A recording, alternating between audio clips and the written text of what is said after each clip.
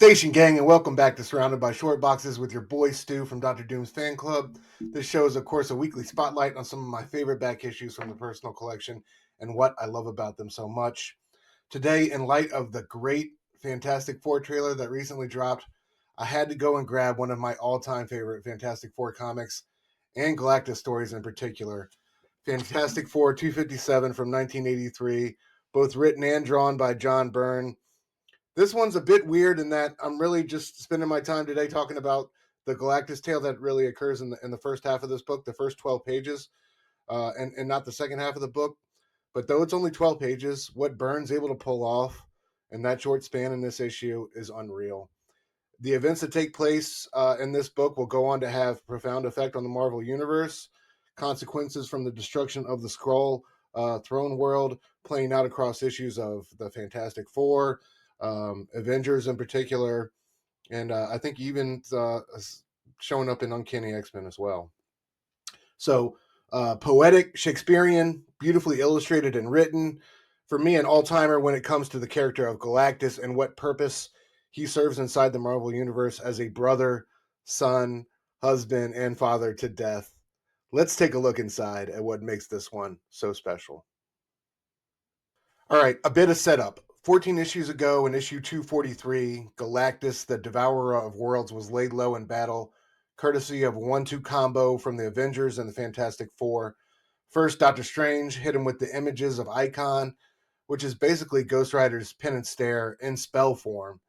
And then Reed and Thing teamed up for a great fastball special here to knock him out cold and finish the job.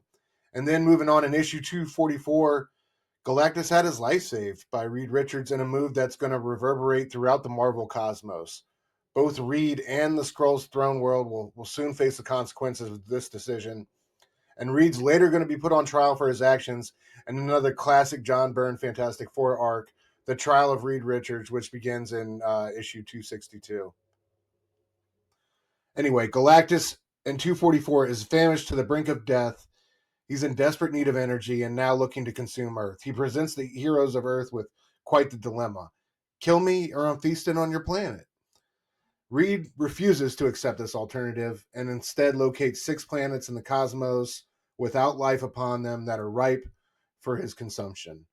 But now, without Terrax as a herald, Galactus claims that he's unable to confirm this information, and it's Frankie Raye who steps up and becomes herald, despite Johnny Storm's desperate attempts to stop her from doing so. More on Frankie Raye and Galactus in just a bit here. So, since being saved by the Earth's heroes, and even going so far as to call the FF his friends at the end of issue 244, Galactus has grown a conscience. He's only been feeding on lifeless planets or gathering nutrients from stars since then. But will that truly be enough to consistently satiate Big G's eternal hunger? Let's FF around and find out.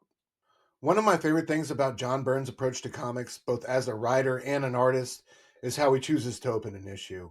He always gives the reader beautiful, intriguing images and splashes that immediately draw you in and make you want to turn the page and consume more. Whether it's the Baxter building being attacked, or it's Doom taking back what is, of course, rightly his, or it's a trip inside the negative zone, or it's Spidey swinging into action, She-Hulk sunbathing, or just a great profile shot of Mole Man. I love Byrne's ability to capture attention straight out of the gate, and it is something that I find myself really wanting more frequently from the comics and the books of today.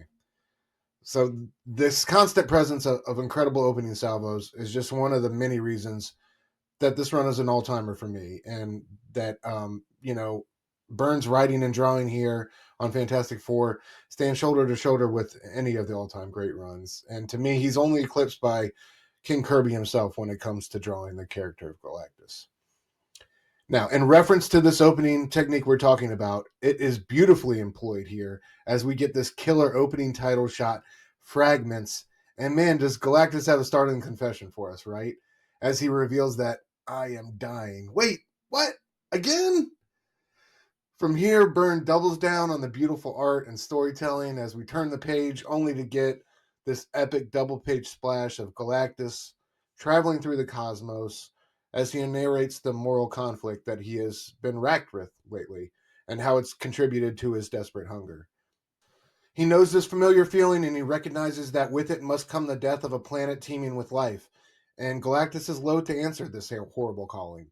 For the first time in forever, he is reminded of the fact that he was once a man on one of these small fragments of rock. So Reed Richards has helped to resurrect this ghost of a memory in Big G, of the man who once was Gallon of Ta, and with it, Galactus feels haunted by the pangs of compassion. He considers seeking out a world with a life force that would satisfy his cosmic hunger, but reiterates that this is not the path for him any longer. He is older than the oldest star that burns, older than the universe itself, and begins to ponder if this is perhaps the end for him in his unending quest to appease his cosmic appetite. Now, in this moment, as Galactus is wondering if it is time for him to go and if he's, if it is his time, why is he crying out for sustenance? As he's doing all this, he receives a visit from none other than Death. And at first, the Ravager of Worlds thinks that Death is there to punch his ticket, right? It's finally over. It's time. I love the terms of endearment here between these two and how they address one another, whether it's sibling to sibling or son to mother. I love the interchangeable names, and as they are essentially two sides of the same coin, as Death will soon remind Galactus. It's all poetry and gorgeous art on this next page, as we get the two sides of the same coin idea played out and mirroring profile panels of both Galactus and Death. Galactus argues that in the 20 billion years he's seen this universe grow and expand, has he not done enough? Has he not been a faithful shepherd and servant and slave to Death and escorted so many that were unwilling to meet their fate? Death addresses him as husband and father, brother and son, and reminds him they were born at the same moment, two corners of the great triangle that is the universe.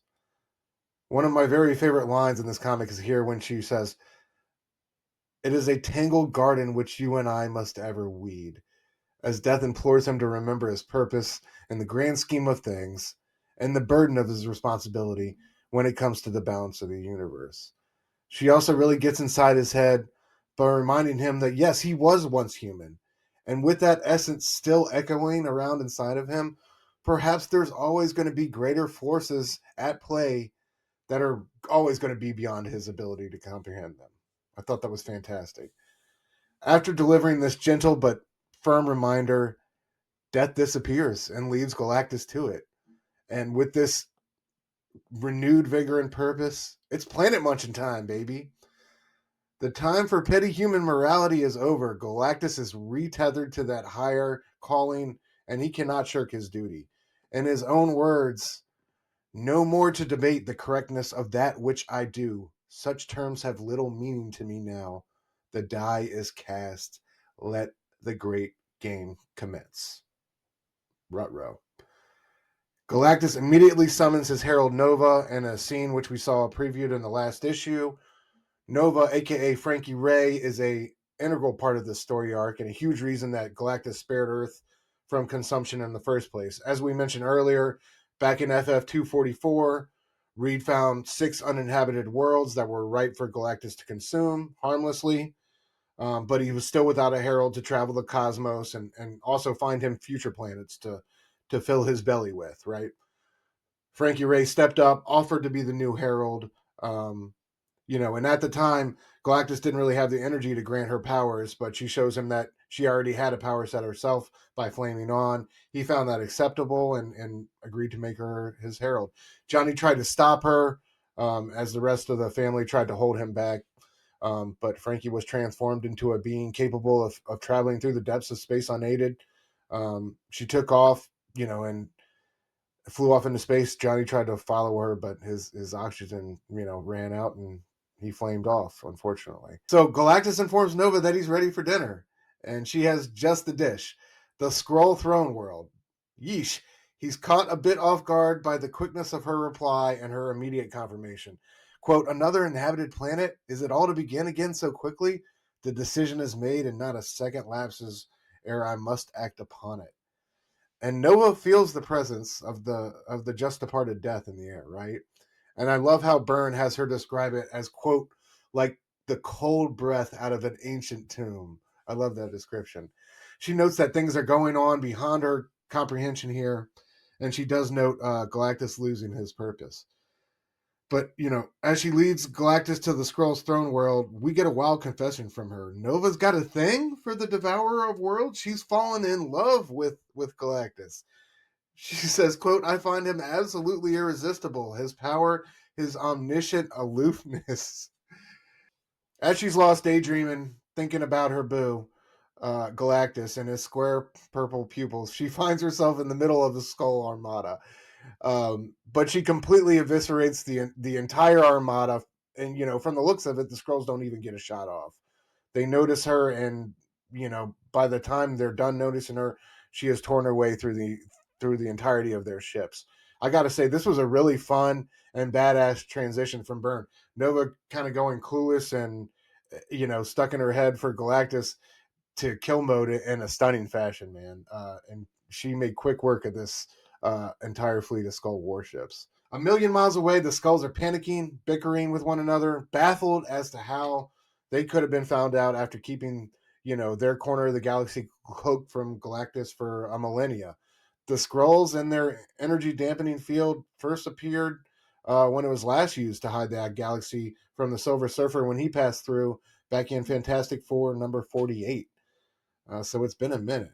Down on the Skrull Throneworld, we meet the throne itself, Empress Arkil, who we last saw on the Trial of the Phoenix in the pages of X-Men 137. Besides the Empress, we also meet her daughter, Princess Anel, who we'll eventually find out is the mother to Dorek the Eighth, aka Hulkling of the Young Adventures. Anel had Hulkling illicitly with Captain Marvel, and fearing the child's imminent execution at the hands of the Skrull Emperor, she had her nurse secretly ferry him to safety off world. And we saw that flashback in the early 2000s in Young Adventures number 10. So Princess Anel and the Empress, or Princess Anel, really, at first fears this is an attack from the Kree. She doesn't know what's going on, but her mother knows better. And it's just then that Galactus arrives. In a last-ditch effort, the Skrulls, raise up and launch all their fighter jets at Big G, but he barely even notices them, right? It's about to get real. This is one of the things I really love about this issue, and that makes it a standout for me, just not only in Fantastic Four comics, but, the Marvel Universe in general. We, in this issue, get to see Galactus actually consume and eat a planet, which is about to happen here. Which, I can't think of seen before, and the way it's described here, as Byrne does it. It's really chilling, how Byrne describes Galactus's kind of disposition. In the midst of conflagration, he seems almost at peace, says Byrne. And then, quote, as the works of the Skrulls peel back beneath his feet like the skin of some overripe fruit. I love the food analogy there. The ground turns into lava as Galactus slowly descends into the molten core of the planet, and it bursts open. Princess Anel tragically dies in her mother's arms, but it's no same quick death for this planet. As Byrne tells us, it takes hours for it to perish, with, quote, the unleashed energies marching across its cracked and ravaged face. Plasma's bursting forth from the planet's core eventually, and all this destroyed matter is getting funneled through this white hole at the center of destruction where Galactus is basically getting his cosmic digestion on, right? As Byrne writes, quote, molecules are cracked, sifted, and discarded as from the fiber of the planet is extracted that which is the life force. Start to finish, this whole deal takes about 28 hours. And with his belly full, Galactus is gently collected by a ship as Nova kind of soothes him to sleep. And Byrne's narration here at the end of this sequence is incredible regarding Nova. She has witnessed this day the annihilation of a planetary civilization older than human history. Yet she feels nothing but her growing love for the demigod. Her life on Earth, it seems, is finally forgotten. Now, the second half of this issue is for sure a stroll down subplot street and a change in gear after this cosmic culling that we get here and that we just bared witness to in the first half of this issue. But when it comes to the first family, there's still some important things happening here nonetheless. Johnny's moving out of the Baxter building, getting an apartment of his own with a skylight for easy flight access, of course. With Franklin in critical care after the bout with Annihilus, Reed and Sue are focused on the safety of their family. At the hospital, they tell Ben that they're doing it up witness protection program style, adopting fake identities and moving to the suburbs anonymously. But there's a silver lining here. The team is staying together, and Sue is pregnant with baby number 2. Um, and Reed and Sue also have an emotional bedside visit with Franklin later on. Um, Later in the issue, Sue turns into a brunette and goes house shopping in Connecticut as Reed visits the Scarlet Witch to try and help revive Vision. I tell you, nothing says Reed Richards like having your own child on his deathbed, basically, right? Barely holding on, and you leave his side to go and try and bring a robot back to life. Nothing says Reed Richards like that. Our issue ends with Wanda leaving Reed alone with Vision for a moment, only to return and find him gone with a giant hole smashed in the wall. We will soon find out in issue 261 of Fantastic Four that Reed was taken by a group of alien races that have survived the destruction of their homeworlds by Galactus, and that's all a preface to the trial of Reed Richards' arc. I love Fantastic Four 257 for the incredible job it does inside the span of just 12 pages by giving us one of the greatest Galactus stories ever. Big G, waxing poetic as he drifts aimlessly through the cosmos, haunted by the ghost of compassion and the man he once was, only to be visited by death and have his purpose reset and revived. Not only that, but we see firsthand how Galactus goes about eating a planet, and it's harrowing to see a race of beings as powerful as the Skrulls die like insects in the great vacuum of space. Also, the little bit of insight and time spent with Nova is equally as fascinating as we see another being of great cosmic importance wrestling with their place in the world and their feelings. A killer issue from one of the best runs of superhero comics, period, I think. This issue is essential reading when you're talking about the true essence of the character of Galactus, the devourer of worlds. That's it for me this week. I hope you enjoyed this little scroll-sized snack. As always, catch me every Wednesday co-hosting Ink and Insights with my brother Eric from 9 Panel Grid, every Thursday night at 9 p.m. Eastern on Blood Splatter Chatter, talking horror with my guys Verno and Link, and every Friday night at 9 p.m. Eastern on the One Collection Down channel, co-hosting Blaine Fable and his amazing friends with Fable, Nick, Brother Joe, and the gang. Until next time, see y'all later. Peace. Station. Can you leave some for us? I thought you were trying to lose weight. Lay off me, I'm starving.